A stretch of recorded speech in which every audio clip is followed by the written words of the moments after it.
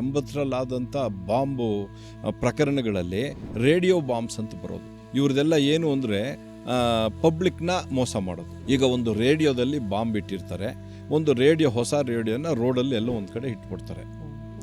ಆ ರೇಡಿಯೋ ನೋಡಿದ ಕೂಡಲೇ ಯಾರಾದರೂ ಎತ್ಕೊಳ್ಬೇಕು ಅನ್ನಿಸ್ತದೆ. ಎತ್ಕೊಂಡ್ಮೇಲೆ ಕುತೂಹಲ ಆನ್ ಮಾಡಬೇಕು ಅನ್ನಿಸ್ತದೆ. ಆನ್ ಮಾಡಿದಾಗ ಬ್ಲಾಸ್ಟ್ ಆಗುತ್ತೆ. ಈ ಸಿನಿಮಾದಲ್ಲಿ ನೋಡಿದೀವಲ್ಲ ಸರ್, ಟೆಡಿ ಬೇರ್ ಒಳಗಡೆ ಏನೋ ಇಟ್ಟಿರೋದು.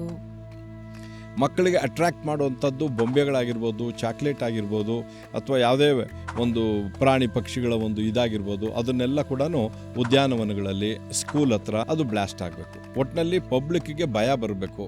ಭಯೋತ್ಪಾದಕರನ್ನ ಅವರು ಭಯದಲ್ಲಿ ನೋಡಬೇಕು. ಸರ್ಕಾರನ ಅವರು ಏನು ಮಾಡ್ತಿಲ್ಲ ಅನ್ನೋ ವಿಚಾರದಲ್ಲಿ ಅವ್ರಿಗೊಂದು ನಮ್ಮ ಮೇಲೆ ಅಪನಂಬಿಕೆ ಬರೋ ವಿಚಾರದಲ್ಲಿ ಅವರು ಒಂದಷ್ಟು ಸಂಸ್ಥೆಗಳು ಇದನ್ನು 80ರಲ್ಲಿ 90ರಲ್ಲಿ ಬೇರೆ ಬೇರೆ ಟ್ಯಾಕ್ಟಿಕ್ಸ್ ಮಾಡಿದ್ದೇನೆ ನಮ್ಮ ಮೇಲೆ ಪ್ರಯೋಗ ಮಾಡಿದ್ರು.